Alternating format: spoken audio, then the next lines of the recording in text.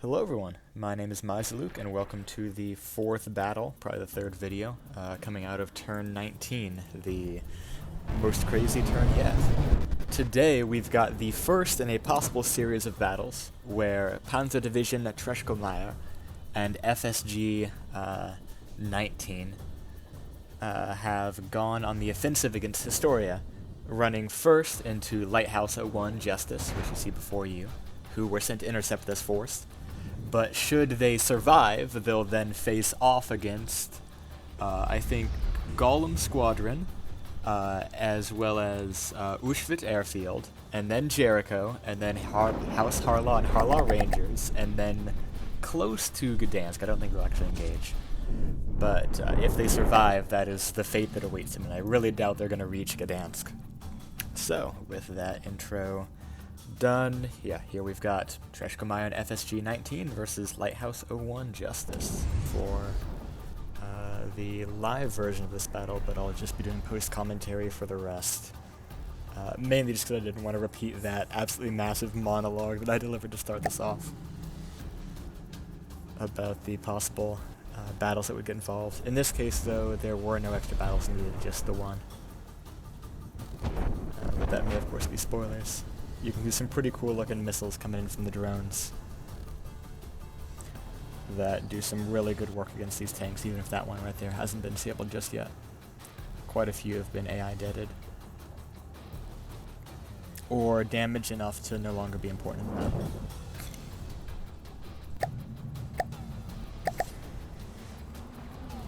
These crabs look pretty cool, even if they, in this case, are causing a little bit of damage and issues for each other.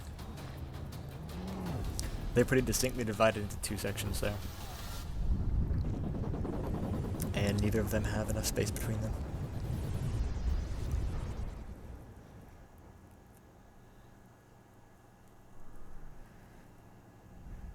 That said though, despite all the damage, these guys are still fighting pretty well.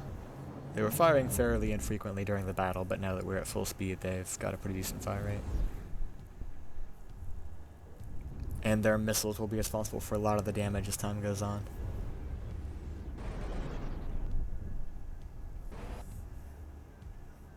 The tanks, of course, saying we can do friendly fire too, and capsize while we're at it.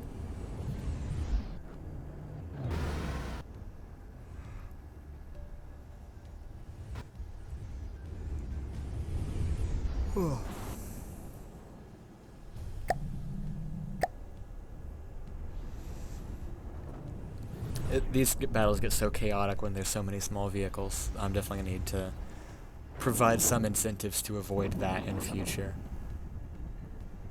It's not a terrible thing to have a bunch of small craft, but it can be uncinematic at times, especially when the damage is slow and the collisions are frequent, as you see right there. Which was not how I had intended to start that sentence, but once I saw that happen, I knew I needed to include it. And this battle here isn't even too bad for speed. It was 40 minutes live, 20 minutes on post-recording. But based on a brief survey, I decided it's better to not waste your time with watching the full 40 minutes if I can cut it down and just lose, I don't know, maybe an hour of my own time on recording post-commentary and putting together the edits that are required.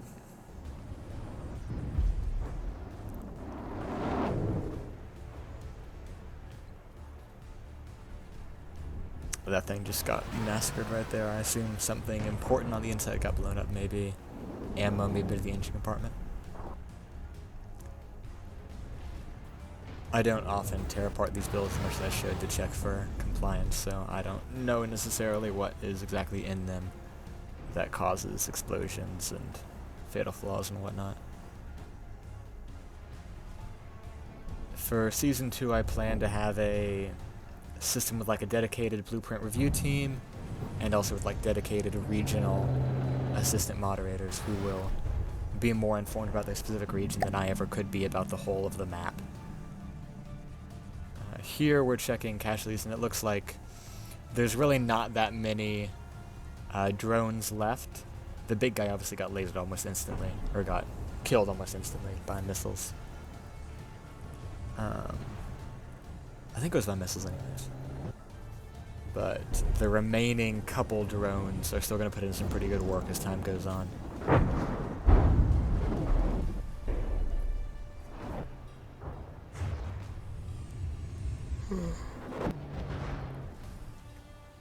Even against mostly EMP isolated tanks, they can still do some decent work. And here you're also seeing that the battle got split up into several minor sub-battles as tanks moved out of range and eventually got stuck in various places. Here's one of the fighter jets that shot down the big aircraft earlier.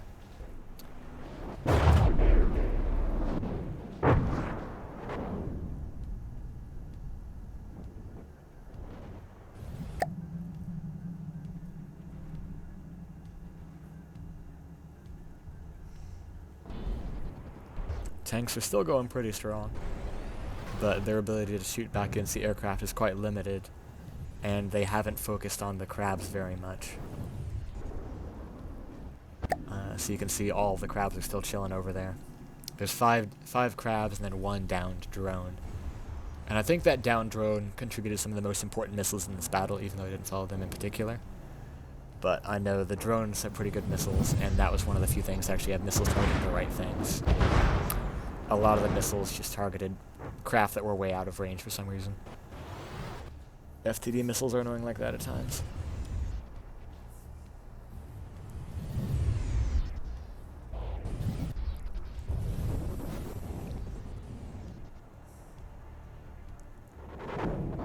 And in this case, any missiles that go after the, rest in peace that drone, that go after the big aircraft are generally not going to hit. You can see those Dukas are pretty evasive. Of which there are 3 remaining. You can tell they're the only fast-moving dots there. One more tank taken care of right there. Or tank or ground combat vehicle. I don't know if those are tanks or IFVs. They kind of look like IFVs. Or BMPs if you're less NATO-pilled. Less one drone you can see in the background there. I think BMP. BMP may not just be a Soviet term. I'm no expert on it, certainly.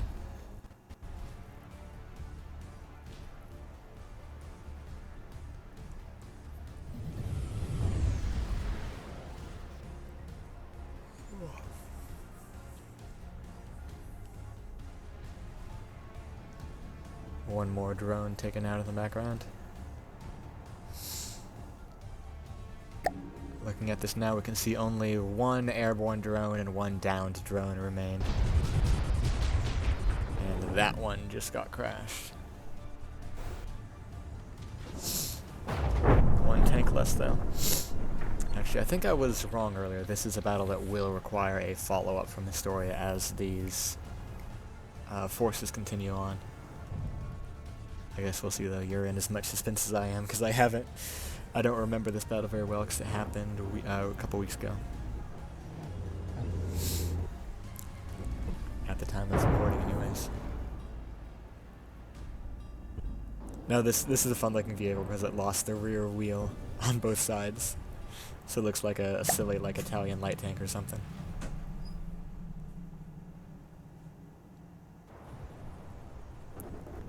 Yeah, there you can see a missile going after a target that is way out of range, instead of one that's actually relevant. And here's one going after a target it's not likely to hit. But you know, it's making an effort. There was an attempt.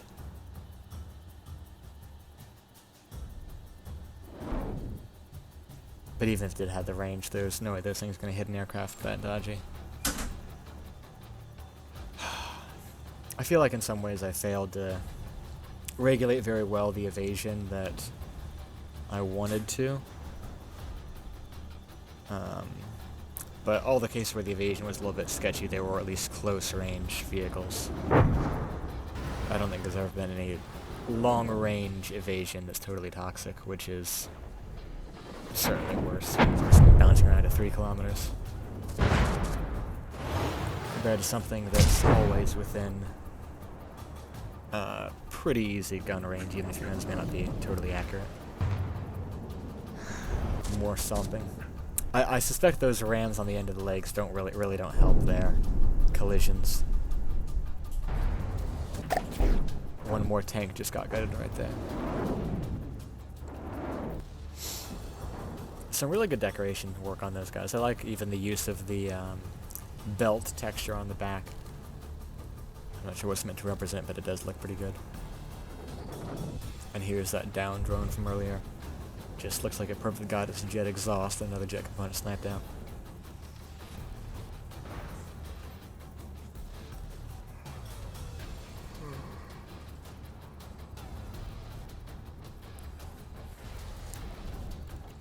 Meanwhile, those crabs are continuing on. Phew. Oh, that was a really nice shot. Just AI did that thing right through. Don't know how exactly, but it just works, as some people would say. All those walkers are at such low health, it's amazing none have despawned yet. You can see there's now 2 long-range tanks and 2 aircraft that are left. So very quickly, the Duchy of Historia have overcome their numbers disadvantage.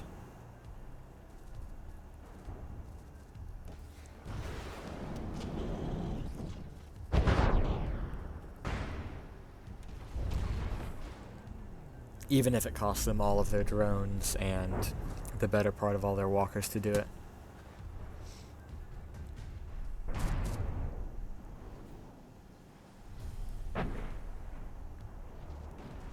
Now, it won't be too much longer before I spawn in the next wave of combat, which is going to happen. Although I don't remember all that I do before then. Yeah, checking in the health of everything.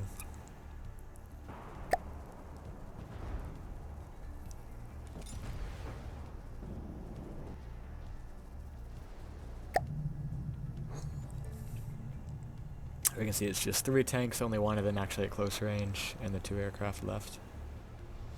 And this is the funny one, it's turned into a light tank track configuration. And not even a light tank, really a tankette more than a light tank.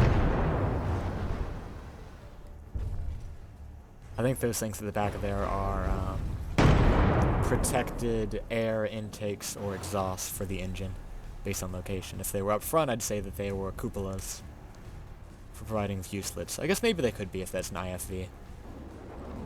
Could be good for letting your crew see out before they disembark. But there's also their resemblance to your, like, rooftop air conditioners that have been, or not air conditioners, vents that have been designed not to let water in. Oh, there's actually one more for the vehicle.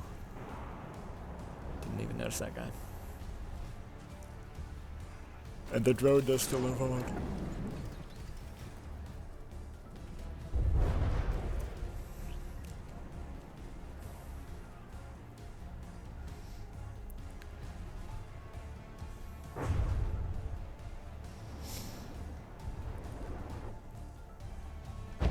Okay, yep, there's the pause. Like, we're gonna get the other vehicles put in here.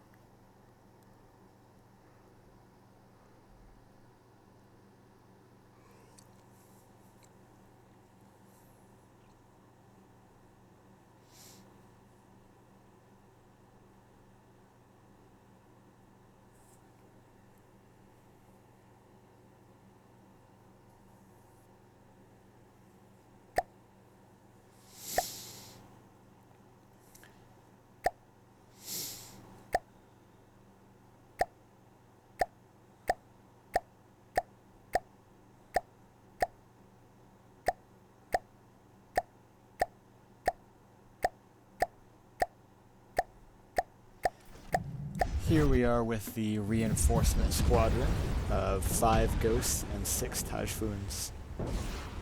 These were dispatched specifically for this. I think they were probably located for a purpose similar to this, to protect against incursions. And they got to engage because of the very aggressive path that the West Commando aircraft chose to, or air and ground forces chose to embark upon. And there's the first hit to one of these fighter aircraft, or fighter bombers. Not too serious of damage, but certainly done something. This guy is now going to juke for his life.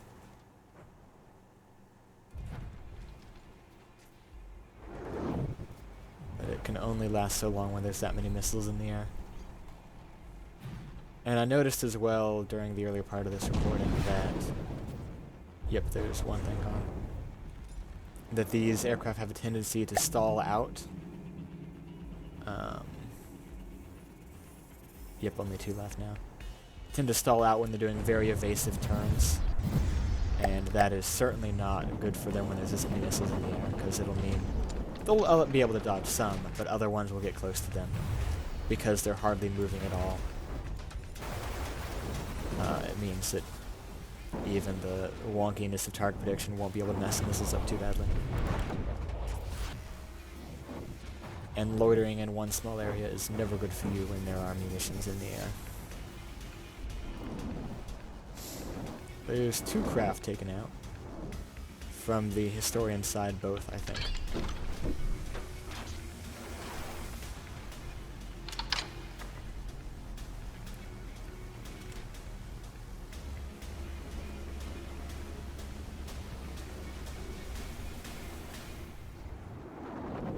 Decent dodge there. This guy's fled quite a ways away from the battle, though, while his comrade is getting swarmed by the rest of the aircraft. Just heading back to Rambot to get back to the view. And this one is close to space, which is not going to enhance its performance at all. Just going to slow it down, make it easier on missile bait.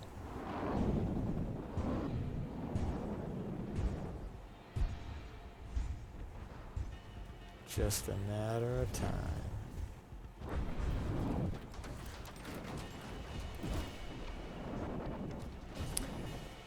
Were I like a professional YouTuber, I'd definitely edit this out and cut it out more. But, oof. Of course, as soon as I look away from it. But this exists partly to show people exactly what happened in the battle. Actually, that was a collision. As much as it does to provide a good viewing experience, so I'm a little bit less worried about creating optimized YouTube content as opposed to just getting this out there so people can watch it. And my watch time's about 20% anyways, so editing it down won't affect the perceived quality very much when people aren't even going to get here most of the time.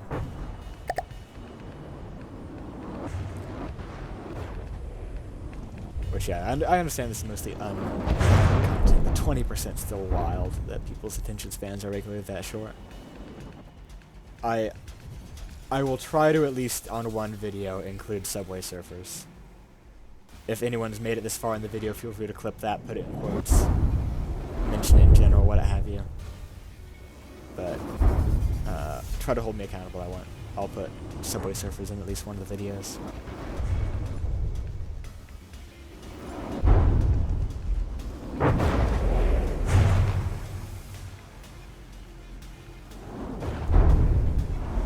Watching the last moments of this poor tank here. I don't know what its cannon's aiming at, if that's like its idle location for some reason. But it certainly is not very functional at this point. So congratulations to Historia for their win. Though it will very soon prove unnecessary, but it's still a good win to have. Thank you all for watching.